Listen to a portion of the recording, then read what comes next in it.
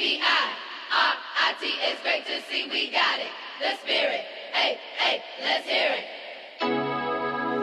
Ain't nobody stopping us. Thank you very much for coming. You know, I'm quite nervous right now because when I heard from Asia that we will have a contest on humorous speaking, I really hated this news. I immediately called Asia and told, what the hell? Because, you know, I'm good at persuading, I'm good at research topics, I'm good at many things, but humorous speech is not something that I excel or ever excelled. But then you realize, which country are you living in? And then you understand that comedy is easy. Because comedy is in our DNA. And then my title is Life is a Comedy. After looking at my life, I understand that, damn, this is easy. Even I just need to tell you the story of my life. Now, I have lived across many countries and worked and lived across many countries. I studied in the UK. I studied at Kazakh Turkish high school. I mean, the stories are so crazy that I'm afraid Yerlan will not allow me to tell them to you. I mean, when the bunch of boys from 7th grade to 11th grade are studying and living together, God, this is the last place you want to be. I mean, trust me on this. And there are many unique things about our Kazakh culture. We are the children of the steppe, living and surviving in many centuries across very difficult circumstances. That is why when in my office building, when I go to the lift, when you say hi to the fully packed lift, nobody replies back to you. They just look at you like, what the fuck are you asking me?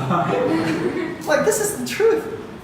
When you call to someone to ask anything about it, the first thing is not hello, it's like, who are you and what you want? And then after they tell you, they just hang up on you. You know, like, blah, blah, blah. Yeah. And I'm like on the phone, hang up, okay, thank you very much for your time, sir. Thank you for your advice. Bye. I mean, that is something that it's very difficult for me to accept. Because manners and etiquette and, you know, some understanding of the human psychology, it matters to me. But we will come back to it closer. I changed over my time in different countries and learning from different culture. And that is something that I will talk about later. Our family is tough. My parents are tough. And I think many of your parents are tough as well. For one simple reason, they lived in the Soviet Union, not the best country in the world. Then they were raised through very crazy 90s, you know, all these bandits, criminals, crazy arashkas, and all of it. You know, there were many stories, MMM, loneliness, and many that. And they were busy, you know, surviving, doing their thing.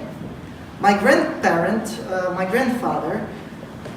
he participated in the WW2, World War II, and he also lived through the Stalinist era. And my father remembers that he barely talked to him. Well, my father barely talks to me as well. I mean, the only thing when he talks about is either when I was a student, it was about my school. When I was at work, it was about, are you doing work enough? Or something like that. I mean, we barely have any communications, and I think that is the era that, you know, that these people are tough, right? Because they had something. And clearly we have this cultural clash between generation, those who were raised in a relative stability, and those who lived at the time. Then also parts, our family loves dogs and kittens as well. But we love them very much. But the weird thing about them, that all of them have the same names. For example, I had 2 golden retrievers. I have my second golden retriever right now. And do you know what is the name of our golden retrievers? Their name was Goldie. I mean, we were, I mean, maybe not so lazy or careless, but we named them. The first one was Goldie. The second one was Goldie as well. And all our kittens, except the last ones, were simply named Kitten. So then I moved to England, and it was a very weird experience for me as well. So I'm trying to tell you about the culture and culture change and how it all affects us. Now the thing is that the first time I came there, I learned to use the words like thank you, please, and ask them in a polite manner.